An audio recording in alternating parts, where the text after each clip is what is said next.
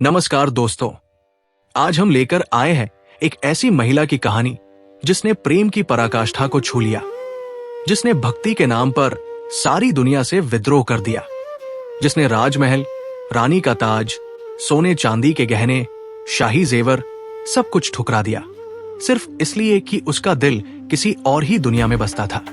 नाम है उनका मीराबाई, मेवाड़ की राजकुमारी, चित्तौड़ की रानी और फिर एक साधारण जोगन जो गलियों में घूम घूम कर गाती थी, महाने चाकर राखो जी, मेरे तो गिरधर गोपाल, दूसरों न कोई। ये सिर्फ एक जीवनी नहीं है, ये उस यात्रा की कहानी है जिसमें एक नन्ही बच्ची ने भगवान को अपना खिलौना बना लिया, एक नवेली दुल्हन ने पति के बजाय गिरधर को पति मान लिया, एक विधवा ने सती होने से इनकार कर दिया और एक रानी ने महल छोड़कर भगवा वस्त्र पहन लिए। तो चलिए शुरू करते हैं ये अद्भुत सफर, एक ऐसी औरत का सफर जिसने साबित कर दिया कि सच्चा प्रेम जहर को भी अमृत बना सकता है, सांप को भी फूलों का हार बना सकता है और मौत को भी मिलन में बदल सकता है। अध्याय 1, राजकुमारी जिसके खिलौने थे गिरधर गोपाल।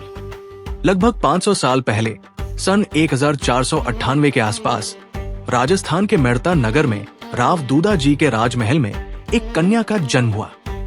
नाम रखा गया मीरा। चारों तरफ दास दासिया, रेशमी पर्दे, सोने चांदी के पालने, हीरे जवाहरात। लेकिन नन्ही मीरा का मन इन सब में कभी नहीं रमा। जहां दूसरे बच्चे गुड़ियों और घोड़ों से खेलते थे, वहीं मीरा की गोद में रहती थी भगवान श्री कृष्ण की एक छोटी सी मूर्ति, गिरधर गोपाल, जिसने अपनी छोटी उंगली पर पूरा गोवर्धन पर्वत उठा लिया था। मीरा उसे नहलाती थी, नए नए वस्त्र पहनाती थी, रात को अपने पास सुलाती थी और घंटों उससे बातें करती थी। लोग हंसते थे, बच्ची है, खेल है, बड़ी हो जाएगी तो भूल जाएगी। पर वे नहीं जानते थे कि ये कोई खेल नहीं, ये उस अनंत प्रेम की पहली लौ थी जो आने वाले समय में पूरी दुनिया को रोशन कर देगी। एक दिन की बात है, मेड़ता में एक बारात गुजर रही थी। ढोलन गाड़े, घोड़े, नाच गाना। छोटी मीरा खिड़की से झांक रही थी। माँ से पूछा, माँ ये सब क्या हो रहा है? माँ ने प्यार से कहा, बेटी बारात है, दूल्हा दुल्हन को लेने जा रहा है। मीरा ने मासूमियत से पूछा, तो मेरा दूल्हा कौन है? माँ ने मुस्कुराकर मजाक में ही सामने रखी कृष्ण की मूर्ति की ओर इशारा कर दिया, ये है तुम्हारे दूल्हा, गिरधर गोपाल। बस वही एक वाक्य उस नन्हे दिल पर पत्थर की लकीर बन गया। उस दिन से मीरा ने सच में मान लिया, मेरे पति तो गिरधर गोपाल है, बाकी सारी दुनिया मिथ्या है। धीरे धीरे मीरा बड़ी होने लगी, उनकी भक्ति भी गहरी होती गई। महल में ही उनके दादा राव दूदा जी ने उनके लिए एक छोटा सा कृष्ण मंदिर बनवा दिया।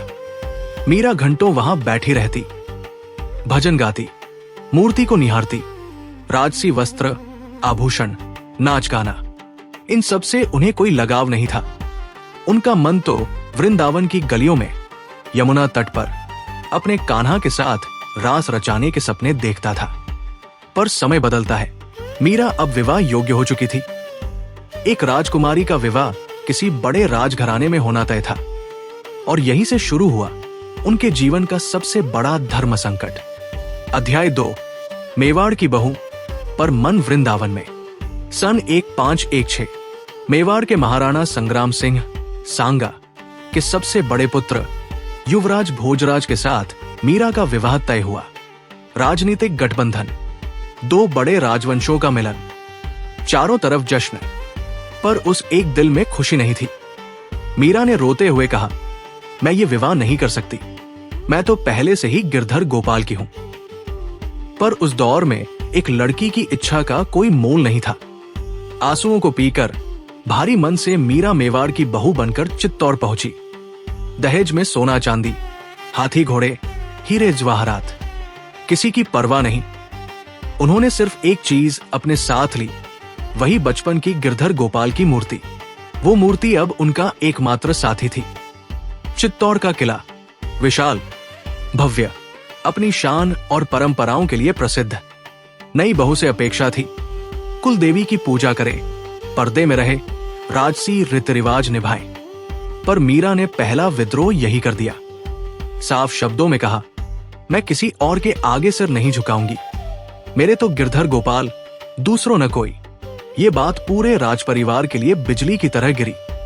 सास, ननद, देवरानी, जेठानी सबने ताने देने शुरू कर दिए, पर मीरा पर कोई असर नहीं। उनके पति भोजराज पहले तो हैरान हुए, फिर धीरे धीरे उन्होंने मीरा की भक्ति की गहराई देखी और आश्चर्य की बात, भोजराज ने मीरा का साथ दिया। उन्होंने महल में ही मीरा के लिए अलग कृष्ण मंदिर बनवा दिया। कहा, तुम अपनी भक्ति में लीन रहो, मैं तुम्हारी ढाल बनूंगा। कुछ वर्ष शांति से बीते, पर नियति को कुछ और ही मंजूर था। एक युद्ध में भोजराज वीरगति को प्राप्त हुए। अब मीरा बिल्कुल अकेली थी और ढाल भी चली गई थी। अध्याय 3, पति की मृत्यु और समाज के ताने। भोजराज की मृत्यु के बाद मेवाड़ में नया राणा बना विक्रमादित्य, मीरा का देवर। अब तक जो ताने दबे छिपे थे वे खुलकर सामने आने लगे। एक राजपूत विधवा से अपेक्षा थी, या तो सती हो जाए या सफेद वस्त्र पहनकर एकांत में जीवन बिताए। पर मीरा ने दोनों ही रास्ते ठुकरा दिए। कहा, मेरे पति तो अमर है, गिरधर गोपाल कभी नहीं मरते, मैं सती क्यों बनूं? ये उस समय की सबसे बड़ी बगावत थी। विक्रमादित्य को लगा राजवंश की इज्जत मिट्टी में मिल रही है। उन्होंने मीरा को महल में कैद कर दिया। मंदिर जाने पर रोक, साधु संतों का आना बंद, पर मीरा रुकी नहीं। अपने कमरे में ही नाचने गाने लगी। उनकी आवाज दीवारें लांग कर बाहर तक जाती। लोग इकट्ठा होने लगे। अब ताने, धमकियां और फिर हत्या की साजिश। अध्याय 4, जहर का प्याला और फूलों की सैज। पहली साजिश, जहर का प्याला। विक्रमादित्य ने सेवक से कहा, इसे कहना कि राणा जी ने चरणामृत भेजा है। सेवक कांपते हाथों से प्याला लेकर आया। मीरा सब समझ गई, पर उनके चेहरे पर डर की एक रेखा भी नहीं। उन्होंने प्याला लिया, आंखें बंद की, गिरधर को याद किया और एक घूंट में पूरा जहर पी गई।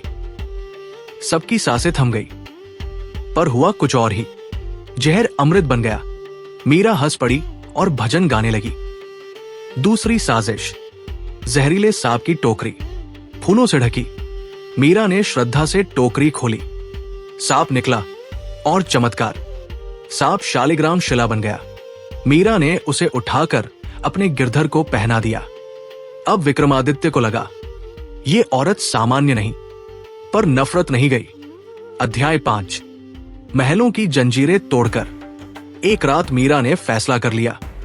शाही वस्त्र उतारे, भगवा वस्त्र पहने, हाथ में खड़ताल मंजीरा, और चुपके से चित्तौड़ के किले से निकल गई। अब वे रानी नहीं, एक साधारण जोगन थी। गलियों में, गांवों में, मंदिरों में भजन गाती हुई निकल पड़ी। लोग पागल कहते, कुलनाशिनी कहते, पर जो उनकी आंखों में वो दीवानगी देखते वे समझ जाते ये पागलपन नहीं, परम प्रेम है। वे जाति नहीं देखती थी। संत रविदास, जो चमार जाति से थे, उन्हें अपना गुरु मान लिया। ये उस समय की सबसे बड़ी क्रांति थी। और फिर उनकी यात्रा उन्हें ले गई वृंदावन। अध्याय 6, वृंदावन की गलियों में एक जोगन। वृंदावन पहुंचते ही मीरा की आंखों से आंसुओं की बाढ़ आ गई। यहाँ की हर हवा में, हर कण में उन्हें अपना कान्हा दिखता। वे बाके बिहारी मंदिर में घंटों बैठी रहती। एक प्रसंग बहुत प्रसिद्ध है। वृंदावन में जीव गोस्वामी थे, चैतन्य महाप्रभु के शिष्य। उन्होंने व्रत लिया था, किसी स्त्री का मुख नहीं देखेंगे। मीरा ने मिलने का संदेश भेजा। जीव गोस्वामी ने मना कर दिया। मीरा ने मुस्कुराकर जवाब भिजवाया, मैं तो समझती थी वृंदावन में सिर्फ एक ही पुरुष है, श्री कृष्ण, बाकी सब गोपियां हैं। आज पता चला कि यहाँ दूसरा पुरुष भी रहता है। ये सुनकर जीव गोस्वामी के अहंकार का घमंड टूट गया। वे नंगे पांव दौड़े, मीरा के चरणों में गिरे, माफी मांगी। अध्याय 7, द्वारका का बुलावा और अंतिम पद। वृंदावन के बाद मीरा का मन द्वारका की ओर खिंचा। वहां रणछोड़ जी के दर्शन किए और वहीं बसने का फैसला किया। इधर मेवाड़ में उदय सिंह नए राणा बने। उन्हें अपनी गलती का एहसास हुआ। ब्राह्मणों का दल भेजा। मीरा को वापस लाओ। मीरा ने मना कर दिया, अब मेरा शरीर यहां का नहीं रहा। ब्राह्मणों ने कहा, अगर आप नहीं आई तो हम यही प्राण त्याग देंगे। मीरा ने कहा, रात रुकिए, मैं अपने प्रभु से पूछकर बताऊंगी। रात को वे मंदिर के गर्भगृह में गई। सुबह दरवाजा खोला गया तो अंदर कोई नहीं था। बस उनकी साड़ी का कोना रणछोड़ जी की मूर्ति में समाया हुआ था और हवा में गूंज रहा था उनका अंतिम पद, हरि तुम्हारो ही भरोसो, मेरे तो गिरधर गोपाल, दूसरो न कोई। मीरा सशरीर अपने प्रियतम में विलीन हो गई। अध्याय 8। मेरे तो गिरधर गोपाल, दूसरो न कोई, दर्शन और गहरा अर्थ। मीरा की भक्ति का नाम है माधुर्य भाव। भगवान को प्रेमी, पति, सखा मानकर प्रेम करना। उनके लिए कृष्ण कोई दूर के देवता नहीं थे, वे उनके अपने थे। उनका सबसे प्रसिद्ध पद, महाने चाकर राखो जी, जाके सिर मोर मुकुट, मेरो पति सोई। ये केवल प्रेम नहीं, पूर्ण समर्पण का ऐलान है। विरह भी उनका बड़ा भाव था। दरस बिन दुखन लागे नैन। ये विरह ही भक्त को भगवान के और करीब ले जाता है। और सबसे बड़ी बात, शरणागति। जहर का प्याला पीते वक्त उन्होंने कोई सवाल नहीं किया, बस कहा, ये मेरे प्रभु का प्रसाद है। अध्याय 9। भक्ति, विद्रोह और नारी शक्ति आज भी प्रासंगिक। मीरा। आज की लड़कियां जब अपने सपनों और समाज के बीच फंसी होती हैं, तब मीरा कहती है, अपने दिल की सुनो, साहस रखो। जब कोई कहता है लड़कियां ऐसा नहीं करती, तब मीरा याद दिलाती है, मैंने राजमहल छोड़ दिया था, तुम एक कदम भी उठा सकती हो। जब धर्म के नाम पर नफरत फैलाई जाती है, तब मीरा कहती है, मैंने रविदास को गुरु बनाया था। प्रेम ही धर्म है। अध्याय 10। मीरा एक नाम नहीं, एक विचार। मीरा हमें सिखाती है, अपनी अंतरात्मा की आवाज को कभी दबाओ मत। सच्चा धन भौतिक नहीं, आध्यात्मिक होता है। अन्यायपूर्ण परंपराओं को चुनौती दो। प्रेम से बड़ी कोई शक्ति नहीं। भक्ति कोई बोझ नहीं, उत्सव है। दोस्तों, ये थी मीराबाई की कहानी। एक राजकुमारी जो जोगन बनी, एक पत्नी जो प्रेमिका बनी, एक भक्त जो भगवान में समा गई। उनका संदेश आज भी गूंज रहा है, महाने चाकर राखो जी, गिरधर गोपाल तज किमी जाओ। जय श्री कृष्ण। अगर ये कहानी आपके दिल को छू गई हो तो लाइक, शेयर और सब्सक्राइब जरूर करें। कमेंट में लिखिए, आपको मीरा से सबसे बड़ी सीख क्या मिली। राधे राधे।